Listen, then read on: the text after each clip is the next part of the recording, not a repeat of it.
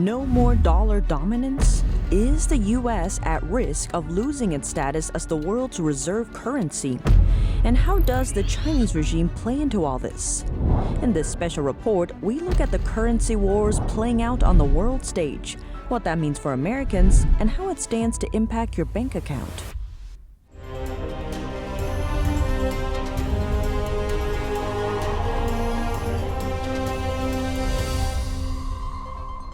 Welcome to China in Focus. I'm Tiffany Meyer. Talks of a new world order, the dollar dominance dwindling, and rumblings of the Chinese regime trying to push the yuan to the forefront. You see a lot of interesting movement in the exchange rates, for example. For example, the U.S. dollar is pretty strong. The Russian ruble is actually kind of rebounding. Some of this might have to do with, Russia's relationship with China. That's Riley Walters, Deputy Director of the Hudson Institute's Japan chair. Part of that movement is due to Western sanctions on Russia, specifically the foreign exchange reserve sanctions. The freezing of the reserves is obviously a big deal. Nobody should take it lightly. And I think it does, in fact, underscore the fact that there's many entities, countries, however you want to describe that, out there in the world who don't like the current system, don't like the fact that they're beholden to the U.S. dollar and the whims of the U.S. government. That's Brent Johnson, CEO of Santiago Capital. Now, talks of Russia potentially defaulting. What would that mean to the global economy? Russia had the money to make these payments, but the United States froze those payments. The question will be whether the United States can keep a coalition of other countries, with the pressure against Russia, or whether countries will start to break away from the coalition that the United States has put together and start trading independently with Russia. Who would Russia turn to? China's providing the much-needed market and liquidity for Russia to do that. And Russia is also helping China by purchasing or accepting Yuan. That's James Gorrie, author of The China Crisis, writer for the Epoch Times, and blogs at the Banana Republican. Now, how has the Chinese regime been able to help Russia lessen the effect of those sanctions? Russians are opening up more bank accounts denominated in yuan. China being one of the world's largest economies kind of helps offset some of those accounts. What does that mean for the U.S. dollar? Ultimately, the dollar is a fiat currency. The world market runs basically 70%, 80% on U.S. dollars. However, because it's a fiat currency, much of that attraction has been the security and strength and stability of the U.S. I write particularly that it's not the instability, or the instability rather, of the rest of the world that threatens the U.S. dollar as much as it is the instability that the rest of the world sees in the U.S. Is the U.S. dollar at risk because of its status as the world's reserve currency? Not just an opportunity, but it's an opportunity that China has helped create. In other words, you can't replace a dollar-denominated system with nothing. You have to create something before you do that. It's not a new effort. The Chinese regime and Russia have been moving away from the dollar dependence in bilateral trade since 2014. That raises another question. Is there a shift in the world order away from U.S. dominance? I don't think that China and Russia are strong enough on their own to unseat the United States as the global hegemon.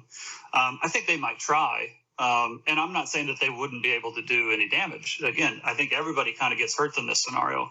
Let's look at some of those ways. At the end of the day, I don't necessarily like saying this, but the U.S. enforces the dollar as the global reserve currency. There's been several times over the last 20 or 30 years when rogue countries or kind of countries on the periphery who tried to step out from underneath the dollar and trade in another currency or launch their own gold-backed currency. And, the reality is there was a military action not too long after that, and those people were no longer in power. And, that's what a hegemon does. He notes the role the petrodollar plays into America's position as the world reserve currency. So what is the petrodollar? The petrodollar is basically Saudi Arabia has agreed to only sell oil in dollars or predominantly in dollars. And so therefore that's so everybody needs dollars to trade because oil kind of runs the global economy.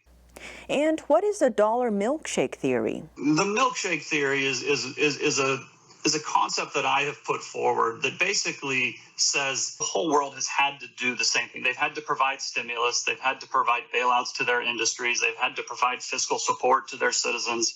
The governments have gone deeper into debt. And so they've mixed this whole milkshake of liquidity. But the problem now is that I think, for many reasons, the U.S. dollar has the straw. And I think the U.S. dollar is going to suck up a lot of that liquidity that exists in the world.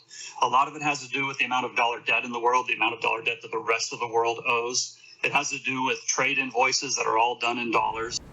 In other words, despite the rising inflation, the dollar's value remains higher than the rest.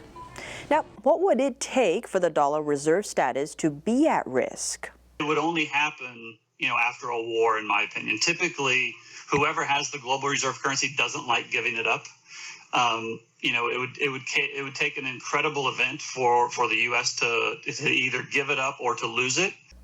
If that were to happen, could the yuan really succeed in toppling the dollar? Something like 60% of the world's transactions are denominated through the U.S. dollar. Something like only 3% is the Chinese yuan. While China would much prefer to have the yuan as a dominant currency, it's far from getting there anytime soon. On that note, why is Beijing blocking the outflow of the yuan? There's two reasons generally, and one is stability. I think the Chinese Communist Party, above anything else, invests heavily in stability, and that's not just a political thing. That's a markets thing as well. And so they want to see relative stability in their markets when it comes to the exchange rate. Because number two is China is an export-oriented country. And to have strong exports, you need a relatively weaker currency, but also one that is relatively stable so that foreign markets, when they're buying Chinese exports, know that they can rely on this. But where the Chinese regime does seem to have gone full steam ahead is in the world of a central bank digital currency, especially during the Beijing Winter Olympics this past February. China was the first kind of big developed economy to debut a central bank digital currency, and that's kind of a Sputnik moment. That puts them ahead of the game. That gives people pause. By pushing that digital currency, China wins in two ways. Gorey writes that because a digital currency doesn't belong to the one who earns it, it belongs to the bank that holds and controls it with a keystroke. With a digital currency, it's a totalitarian tool. Currency sovereignty with only one side of the equation with a sovereignty, that'd be the central bank, is a dangerous thing because it eliminates any kind of privacy of transactions. Every transaction is monitored. Let's look at some of those ways. There is no anonymity in a central bank digital currency like you want. So everything's cleared. So it gives an authoritarian, totalitarian kind of government the ability, the capability of really controlling what the people buy, what they don't buy, where they go, where they don't go, what will be accepted. I mean, you're going to pay your taxes because they'll be paid, taken right out of your digital account. And going forward, what makes the dollar's position as the world's reserve currency so significant? That's all for today's China in Focus on YouTube. We're now sharing a shortened version of our program on YouTube. That's after being demonetized for a year. Full episodes can be watched on our partner platform, Epoch TV. To sign up for a 14-day free trial, please click the link down below. Thanks for watching China in Focus. I'm Tiffany Meyer, and see you tomorrow. Every once in a while, something comes along so masterful, it leaves you in awe.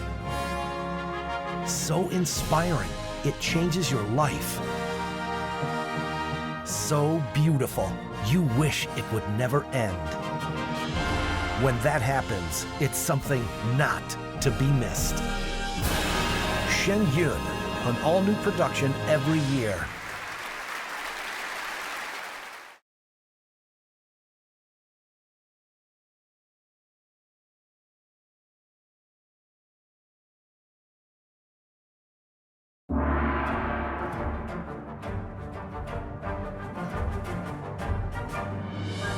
The performance was enchanting. I feel better about the world. I feel uplifted. It touches you.